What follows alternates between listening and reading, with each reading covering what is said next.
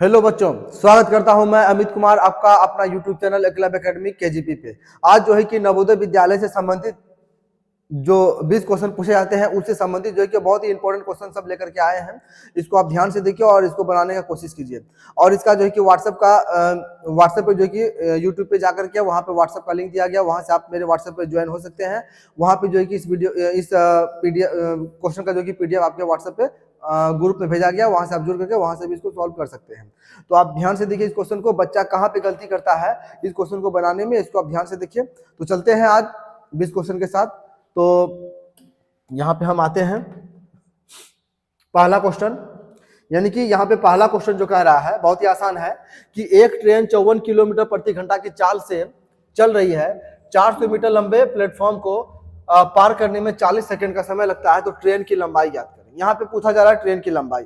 ऐसा क्वेश्चन में ये ध्यान देना है, सबसे इंपॉर्टेंट बात यह है कि इसका आंसर दिया हुआ मीटर में, और यहाँ पे ये भी जो आपका प्लेटफॉर्म की लंबाई दी गई है मीटर में, और समय जो दिया गया है सेकंड में, और यहाँ पे चाल जो दिया गया है 54 किलोमीटर प्रति घंटा है। इसको सबसे पहले क्या करना है, मीटर प्रति सेकंड बदलना है। तो यहाँ पे 54 किलोमीटर प्रति घंटा है, इसको मीटर प्रति, बड़ा मात्रा से छोटा मात्रा बदलेंगे तो छोटा वाला भाग ऊपर रहेगा, यानी इसका हो जाएगा 54 गुना 5/18। जैसे करेंगे ये मीटर प्रति सेकंड आ जाएगा, तो 18 तिया 54 और 5 तिया कितना आ जाएगा 15, यानी कि 15 मीटर प्रति सेकंड आ गया। अब यहाँ पे प्लेटफॉर्म की लंबाई दी गई है और समय दिया गया और पूछ रहा है गाड़ी की लंबाई। तो एक फॉर्मूला होता है समय बराबर पुल या प्लेटफॉर्म की लंबाई प्लस गाड़ी की लंबाई बटे गाड़ी की चाल। तो उसी पे हमको लेके चलना है। तो जैसे यहाँ पे कह रहा है कि समय बराबर, समय कितना दिया गया 40 बराबर, अब यहाँ पे है प्लेटफॉर्म की लंबाई 400 है, और हमसे पूछा जा रहा है कि ट्रेन की लंबाई। तो ट्रेन की लंबाई हम क्या मान लिए, x मान लिए, अब बटे चाल से कितना दिया गया 15 मीटर प्रति सेकंड, 15 आ जाएगा। ठीक है, ये मीटर में मीटर प्रति सेकंड है। अब जैसे यहाँ से करेंगे इसको, जैसे हम सॉल्व करते हैं यहाँ पे ये क्रॉस मल्टीप्लाई जैसे इसको करेंगे, तो यहाँ पे इसको इससे गुना करेंगे तो कितना मेरा 600 आ जाएगा। अब बराबर इधर आ जाएगा 400 अब प्लस x, इसलिए x का वैल्यू जैसे हम निकालेंगे 400 जैसे इधर करेंगे और माइनस में आ जाएगा, तो इसका आंसर जो आ जाएगा मेरा 200 मीटर आ जाएगा। कौन सा ऑप्शन में है, ऑप्शन नंबर जो है कि 3 में दिया गया है। यानी कि ट्रेन की जो लंबाई पूछा जा रहा है वो मेरा कितना होगा, 200 मीटर का होगा। ठीक है, उसी तरह अगला क्वेश्चन देखते हैं। यहाँ पे नेक्स्ट क्वेश्चन क्या कह रहा है कि एक वस्तु को 5% की हानि पर बेचा जाता है, यदि इसे 100 अधिक में बेचा जाता तो 10% का लाभ होता। तो वस्तु का क्रय मूल्य ज्ञात करने का रहा है। तो यहाँ पे कह रहा है कि पहले की वस्तु है उसको जो कि 5% की हानि पे बेचा जाता है, यदि इसे 100 अधिक में बेचा जाए तो 10% का लाभ होगा। तो यहाँ पे सबसे पहला स्टेप, यहाँ तक हम पढ़ते हैं, यहाँ से यहाँ तक क्या कि एक वस्तु को 5% की हानि पर बेचा जाता है, तो जैसे यहाँ से यहाँ तक मेरा क्या होगा कि यहाँ से लेकर के यहाँ तक में हम इसका विक्रय मूल्य निकाल लेते हैं। तो विक्रय मूल्य का जो फॉर्मूला होता है, इसका एक बनाने का प्रोसेस है, विक्रय मूल्य बराबर क्या होता है, क्रय मूल्य गुना, अब लाभ हानि कहाँ होगा, ऊपर होगा। तो 100 में 5 माइनस करते हैं, यहाँ 95 बटे 100 आ जाएगा, यानी कि इसका जो विक्रय मूल्य जो मेरा निकल जाएगा वो निकलेगा क्रय मूल्य इंटू 0.95। इसको ध्यान में रखना कि ये फर्स्ट स्टेप जो है कि ये मेरा निकल गया, इसको ध्यान में रखना। फर्स्ट विक्रय मूल्य जो है कि मेरा निकल गया है। अब सेकंड में क्या करता है, यहाँ जैसे हम देख रहे हैं कि 10% लाभ पे बेचता, फिर इससे भी हम यहाँ से विक्रय मूल्य इसका निकाल लेते हैं। विक्रय मूल्य हो जाएगा, इसका भी हो जाएगा क्रय मूल्य गुना 10% है, इसमें प्लस हो जाएगा 110 बटे 100 हो जाएगा, 100 खत्म हो जाएगा, यानी इसका आ जाएगा क्रय मूल्य गुना 1.1। ये सेकेंड स्टेप जो है कि मेरा ये आ गया।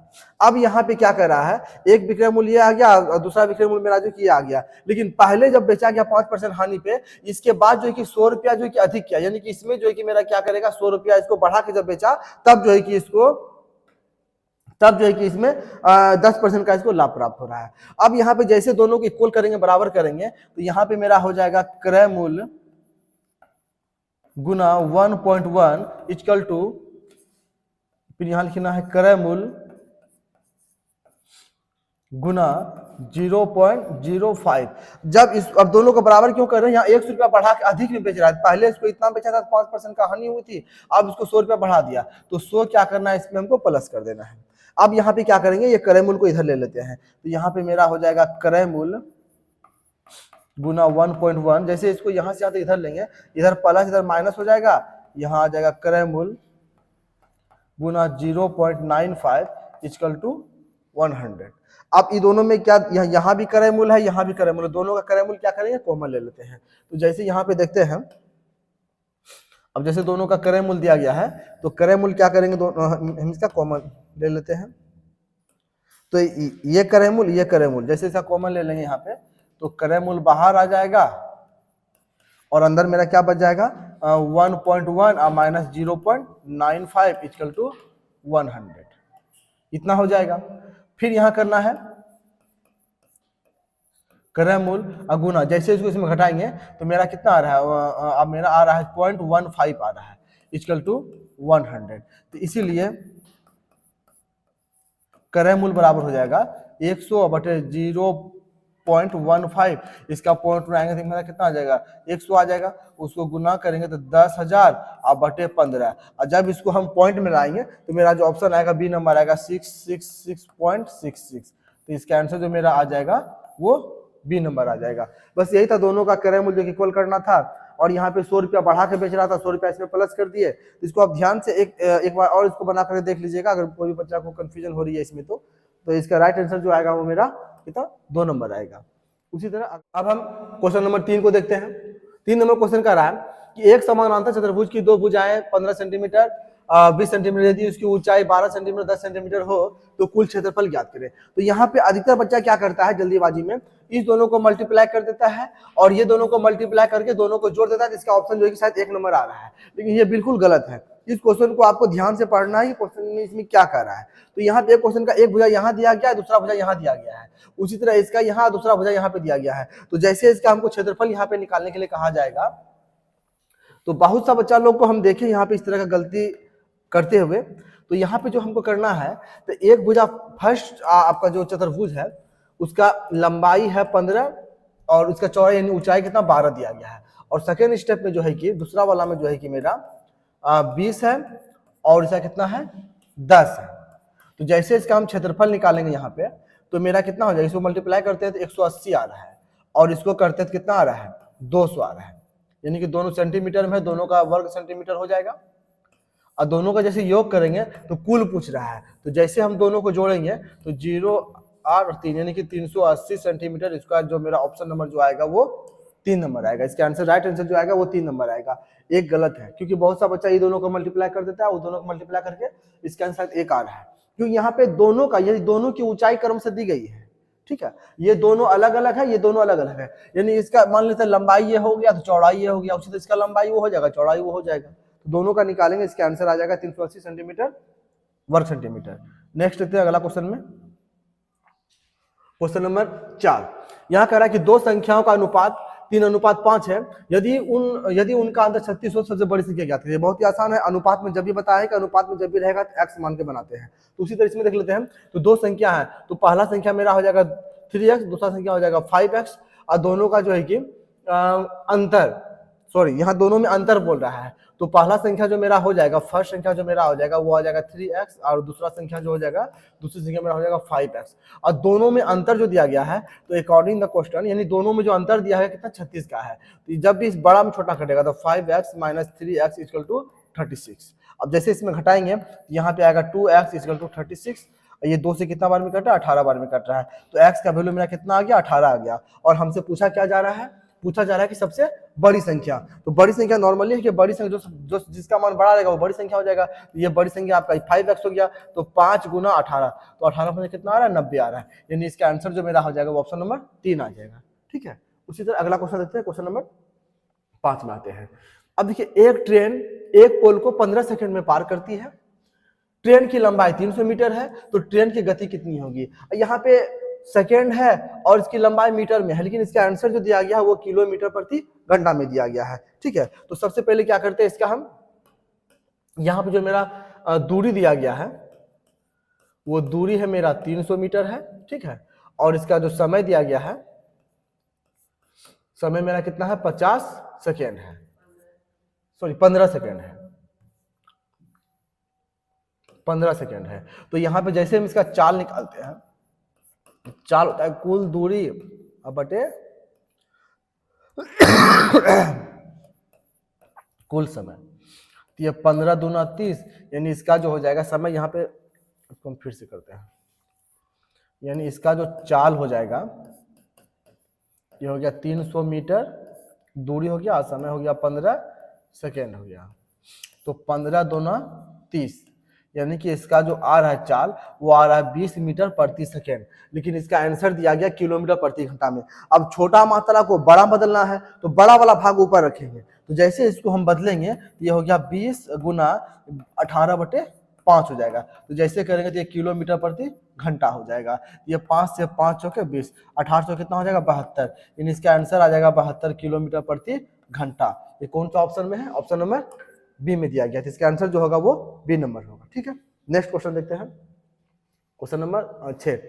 अब यहाँ पे क्वेश्चन क्या कर रहा है कि एक क्रम में पहली संख्या 5 और हर अगली संख्या पिछली से 3 अधिक है, तो 15वीं संख्या ज्ञात करें। तो बहुत सा बच्चा इस क्वेश्चन को थोड़ा सा कंफ्यूज हो जाता है, तो इसको हम पूर्ण डिटेल रूप से पहले बताते हैं, समझाते हैं, इसके बाद एक ट्रिक भी इसका आता है, तो इसका हम ट्रिक के बारे में भी देखेंगे। तो सबसे पहले क्या कर रहा है कि एक क्रम में पहली संख्या 5 है, यानी कि पहली संख्या कितना है 5 है।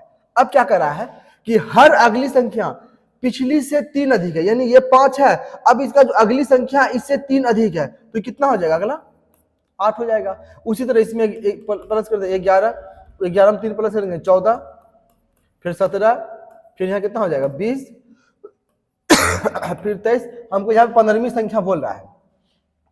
23 के बाद कितना हो जाएगा 26, 26 के बाद 29, फिर हो जाएगा 31, नहीं 32 हो जाएगा ना, इसका हो जाएगा 32, फिर 35, 38, फिर 41, 41 के बाद 44, इसके बाद 47, और हमसे पूछा जा रहा है 15वीं संख्या।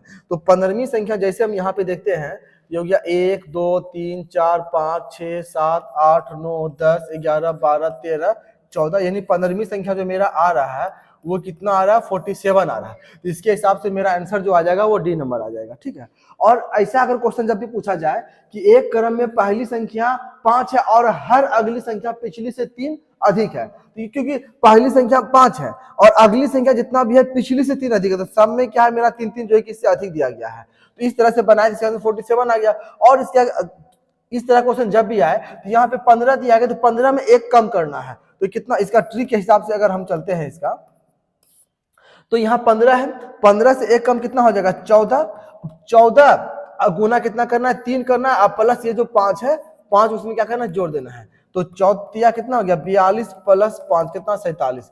तो इस तरह का क्वेश्चन अगर आए तो इस तरह का ट्रिक भी इसमें फॉलो कर सकते हैं।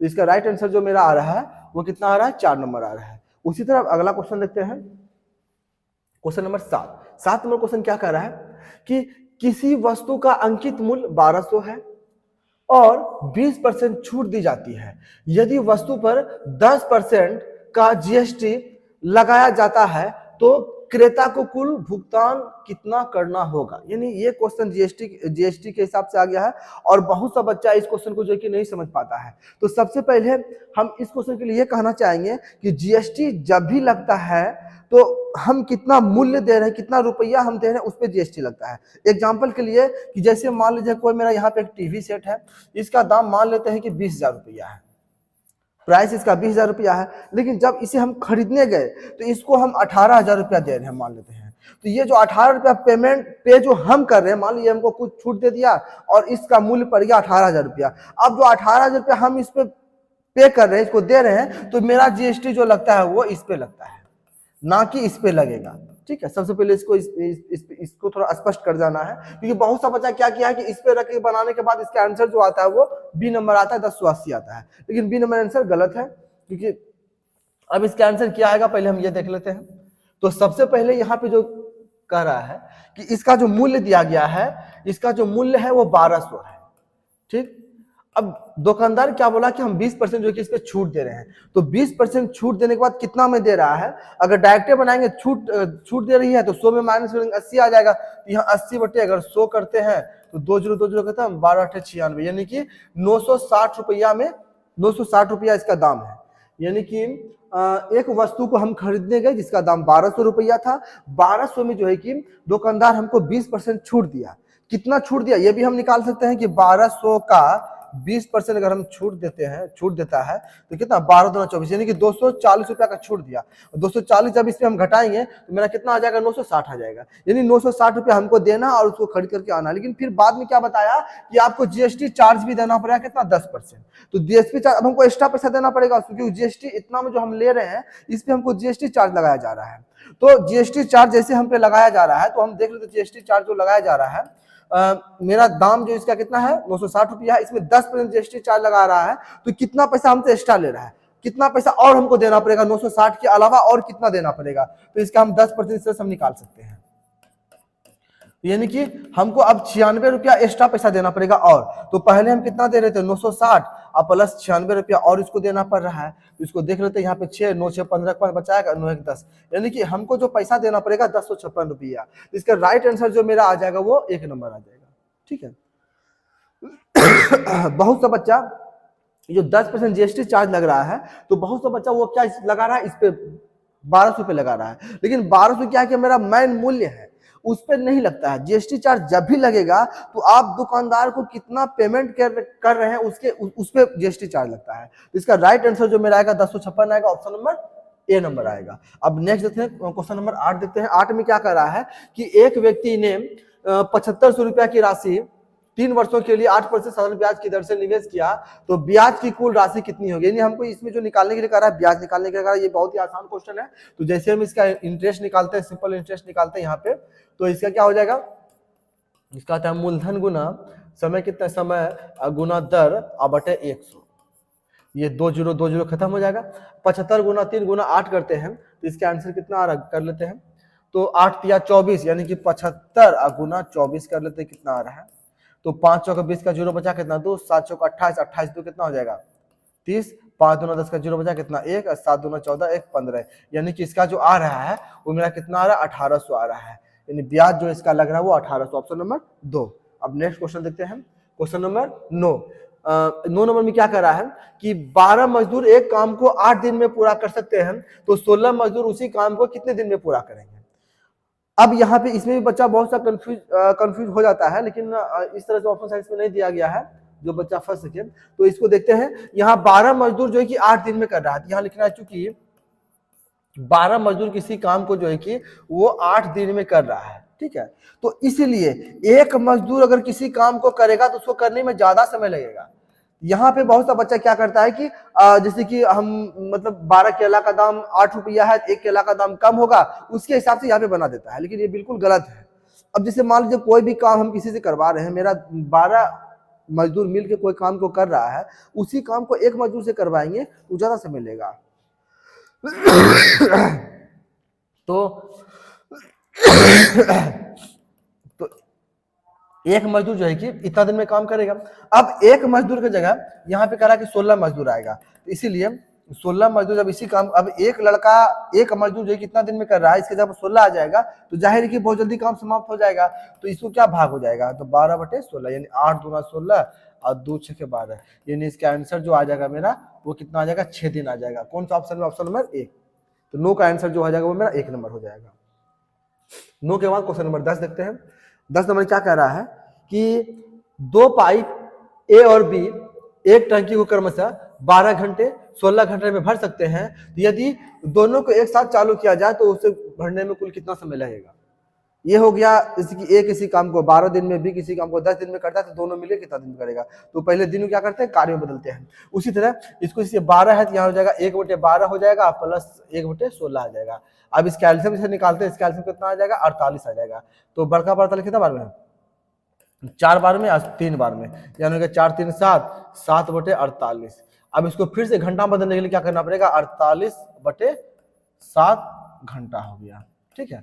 अब जैसे इसको पॉइंट में करते हैं तो लगभग 6.8 के आसपास में आ रहा है, तो इसका लगभग में इसका आंसर जो हो जाएगा वो 7 घंटा हो जाएगा, क्योंकि इसको जैसे पॉइंट में करेंगे तो 6.8 यानी कि 5 से ज्यादा आ रहा है, तो 5 या 5 से ज्यादा आएगा तो इसका लगभग में इसका आंसर जो हो जाएगा वो 7 घंटा, ऑप्शन नंबर बी हो जाएगा। ठीक है।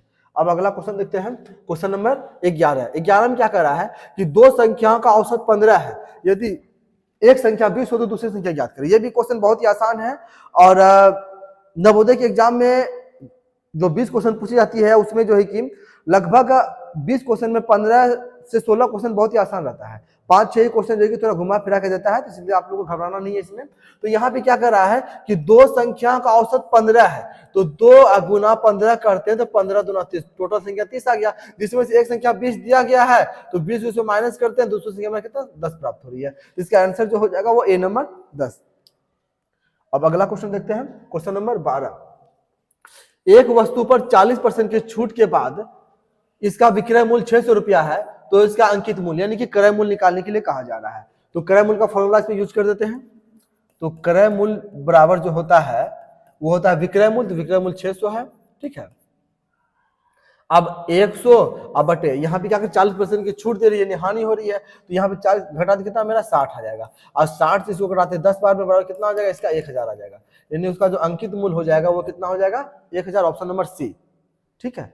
नेक्स्ट क्वेश्चन, क्वेश्चन नंबर 13, यदि किसी संख्या का 40% 80 है तो वह संख्या ज्ञात करें। अब यहाँ पे ये भी आसान है, संख्या मान लिया x का 40% बराबर मेरा कितना है 80 है। अब यहां से साधारण तरीका बनाएंगे तो ये 40 दूना 80 और x बराबर हो जाएगा 100 गुना 2 बराबर 200, यानी कि इसका आंसर जो आ जाएगा 200, ऑप्शन नंबर सी नंबर आ जाएगा इसका। ठीक है। फिर अगला क्वेश्चन देखते हैं, क्वेश्चन नंबर 14, दो अंकों की एक संख्या के अंकों का योग 9 है। अब इसको ऑप्शन के हिसाब से बनाते हैं, यहाँ पे कह रहा है कि दो अंकों की एक संख्या के अंकों का योग 9 है, तो यहाँ पे दो अंकों की एक संख्या, यहाँ पे दो अंक का संख्या दिया गया है, सबका योग जो है कि 9 है, इसको जोड़ते हैं 6 + 3, यहाँ भी 9 आ रहा है, ये इसमें भी जोड़ने के बाद 9 आ रहा है, और इसमें भी 9 आ रहा है, और यहाँ पे भी जोड़ने के बाद 9 आ रहा है। लेकिन अब आगे क्या करता है, यदि अंकों को उलट दिया जाए तो संख्या 27 से कम हो जाती है, तो वो संख्या याद करें। अब जैसे उलट देंगे तो 27 से कम आ जाएगा, तो ऑप्शन नंबर 1 को देखते हैं, जैसे एक यहाँ पे 63 दिया गया है, तो जैसे हमको उल्टेंगे यहाँ 36 आ जाएगा, लेकिन ये जो कि 27 से कम नहीं आ रहा है, जिसका मतलब 1 नंबर गलत हो गया। उसी तरह से यहाँ 72 है, इसको जैसे पलट उलट देंगे 27 आएगा, ये भी 27 से कम नहीं आ रहा है, तो ये भी गलत हो जाएगा। अब यहाँ पे 81 दिया गया है, तो जैसे इसको पलटेंगे हम तो इसका कितना 18, ये 27 से कम जो कि आ रहा है। उसी तरह ऑप्शन नंबर 4 को जैसे पलटेंगे तो 09, ये तो 27 से कम तो आया, लेकिन ये संख्या 2 अंक का नहीं आया, क्योंकि आगे इसमें 0 थी, 1 अंक का ही हो गया, तो ये भी गलत हो जाएगा। तो इसका राइट आंसर जो मेरा हो जाएगा वो सी नंबर हो जाएगा। ठीक है। नेक्स्ट क्वेश्चन देखते हैं, क्वेश्चन नंबर 15, यदि एक वस्तु का विक्रय मूल्य 520 और लाभ प्रतिशत 30% हो तो उसका क्रय मूल्य ज्ञात करें। ये भी क्रय मूल्य का फॉर्मूला इस पे यूज करना है। तो क्रय मूल्य का फॉर्मूला जैसे इसमें यूज करते हैं तो इसका हो जाएगा विक्रय मूल्य गुना 100 बटे 30% लाभ हो रहा है, तो कितना 130 हो जाएगा, 1 0 खत्म, ये कितना कटेगा 4 बार में बराबर 400। 400 कौन सा ऑप्शन में है, ऑप्शन नंबर ए, इसका आंसर 15 का जो हो जाएगा वो 1 नंबर हो जाएगा। ठीक है। नेक्स्ट क्वेश्चन देखते हैं, क्वेश्चन नंबर 16 नंबर में क्या कर रहा है, 16 नंबर को समझते हैं कि एक 60 लीटर के मिश्रण में दूध और पानी का अनुपात 2:1 है, यदि 10 लीटर पानी और मिला दिया जाए तो नया अनुपात क्या होगा।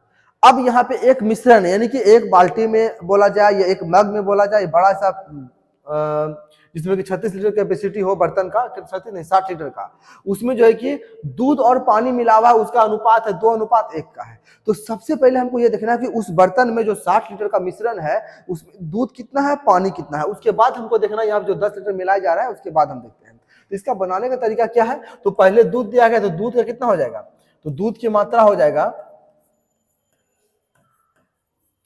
माना दूध की मात्रा यहाँ पे 2 है तो 2x हो गया। ठीक है। फिर माना पानी की मात्रा, यानी पानी की जो मात्रा हो जाएगा वो मेरा x हो जाएगा। अब कुल मिश्रण कितना है 60 लीटर है। ठीक है। तो अकॉर्डिंग द क्वेश्चन हो जाएगा कि 2x + x = 60, क्योंकि दोनों को मिला करके 60 लीटर बनाया गया है।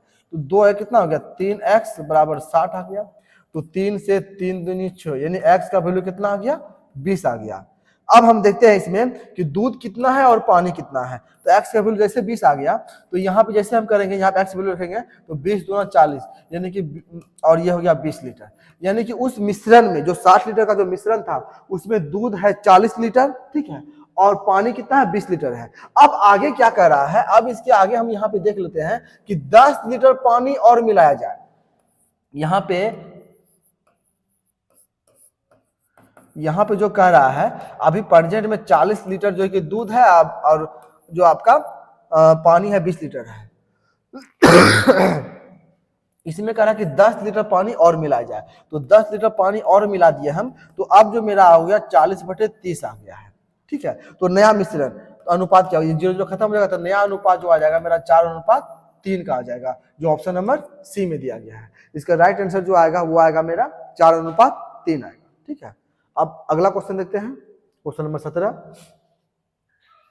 यदि एक घड़ी में 20% की छूट के बाद 24 रुपये में बेचा जाता है तो उसका अंकित मूल्य ज्ञात करें। यानी कि इस सेट में 3 क्वेश्चन आ गया है इस टाइप का, फिर कोई दिक्कत नहीं है। तो अंकित मूल्य यानी कि हमसे पूछा जा रहा है क्रय मूल्य निकालने के लिए। तो क्रय मूल्य जैसे हम निकालते हैं तो इसका हो जाएगा विक्रय मूल्य इंटू 100 बाय 20% की छूट दिया जा रहा है तो यहाँ कितना 80 हो जाएगा, ठीक है। अब जैसे इसको हम आप देखिए 1 0 खत्म हो गया, 8 से 8 दिया 24, 30 गुना 100 बराबर कितना हो जाएगा 3000, यानी इसका आंसर आ जाएगा 3000। कौन सा ऑप्शन नंबर जो है कि ए में दिया गया है। 17 का जो आंसर हो जाएगा वो ए हो जाएगा। उससे नेक्स्ट क्वेश्चन नंबर 18 देखते हैं। 18 नंबर क्वेश्चन क्या कर रहा है कि 18 लड़के 12 दिनों में एक काम को पूरा करते हैं, यदि 9 लड़के उसी काम को पूरा करना चाहे तो उन्हें कितने दिन लगेंगे। ये भी आसानी है, यहाँ चूंकि 18 लड़के जो है कि कितना दिन में कर रहा है 12 दिन में कर रहा है, तो इसीलिए एक लड़के ज्यादा दिन में करेगा तो 12 गुना कितना 18 हो जाएगा। अब एक लड़का कैपेसिटी निकल गया, आप पूछ रहे हैं 9 लड़के के बारे में, तो इसीलिए 9 लड़के जो आ जाएगा तो 12 गुना 18 बटे 9, तो 9 दूनी 18 तो 12 दूना 24, यानी इसको जो करे कितना दिन में करेगा वो 24 दिन में करेगा। तो 24 कौन सा ऑप्शन नंबर सी में दिया गया है, तो 18 का जो आंसर हो जाएगा ऑप्शन नंबर सी हो जाएगा, ठीक है। नेक्स्ट क्वेश्चन नंबर 19 देखते हैं। 19 में क्या कर रहा है, एक व्यक्ति ने 3 वस्त्र 450 रुपया प्रति वस्त्र की दर से खरीदे, उनमें से प्रत्येक वस्त्र 540 रुपया में बेचे, तो कुल लाभ प्रतिशत ज्ञात करें। यानी एक वस्त्र का जो दाम है जब वो खरीद कर रहा है तो उसका दाम है 450 रुपया, इस हिसाब से वो 3 वस्त्र खरीद रहा है। तो इसका क्रय मूल्य पहले देख लेते हैं, कुल क्रय मूल्य कितना है। तो कुल क्रय मूल्य हो जाएगा 450 गुना 3, तो 0 हो गया, 5 या 15 5 बचा, 4 या 12 13, यानी कि 1350 रुपया कुल सामान खरीदने में लगा। अब इसको जो बेच रहा है वो 540 रुपया की दर से बेच रहा है, तो यहाँ जो मेरा हो जाएगा कुल विक्रय मूल्य हो जाएगा। तो जैसे यहाँ पे कुल विक्रय मूल्य निकालते हैं, कुल विक्रय मूल्य हो जाएगा, उसको बेच कैसे रहा 540 गुना 3, 0 हो गया, 4 या 12 2 बचा, 5 या 15 16। अब यहाँ पे जो कुल ये जो सौदा किया है इसको खरीदने में 1350 रुपया लगा है, और जब इसको बेचा तो 1620 रुपया प्राप्त हुआ, यानी इसको लाभ हो रही है। तो लाभ कितना हो रहा है, पहले हम यहाँ पे लाभ निकाल लेते हैं।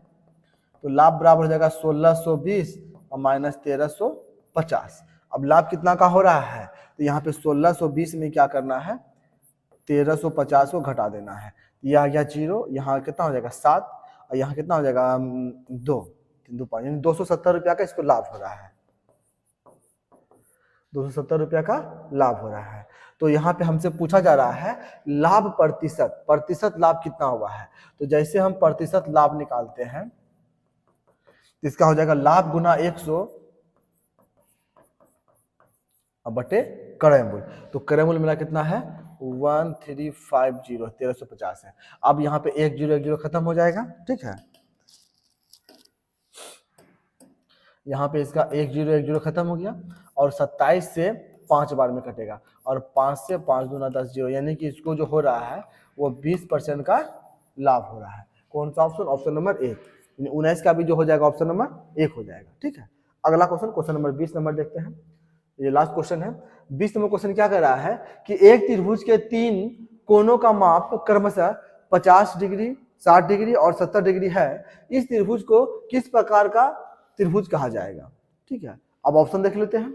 यानी तीनों कोण का माप अलग अलग है। एक नंबर बोल रहा है समद्विबाहु त्रिभुज। समद्विबाहु त्रिभुज का मतलब है जिसका कि दो भुजा एक रहे एक अलग रहे, दो कोण कम से कम सेम रहे। ये तो अलग गलत हो गया। समकोण, समकोण में क्या हो जाएगा, एक जो है कि 90 डिग्री कोण इसमें रहना चाहिए, तो ये भी गलत हो रहा है। अब समभुज, ये भी नहीं, इसमें तीनों सेम ही रहना चाहिए, ये भी गलत हो गया। अब यहाँ पे कोण भेद त्रिभुज, यानी इसका आंसर जो हो जाएगा वो ऑप्शन जिस तरह से दिया गया उसके हिसाब से आराम से इसका आंसर आप ला सकते हैं 4 नंबर। यानी कि 20 का जो आंसर है कोण भेद त्रिभुज, इसका आंसर जो हो जाएगा वो मेरा 4 नंबर हो जाएगा। ठीक है, तो ये जो मेरा 20 क्वेश्चन था, ये जो 20 क्वेश्चन था नवोदय विद्यालय से संबंधित बहुत ही इंपॉर्टेंट क्वेश्चन।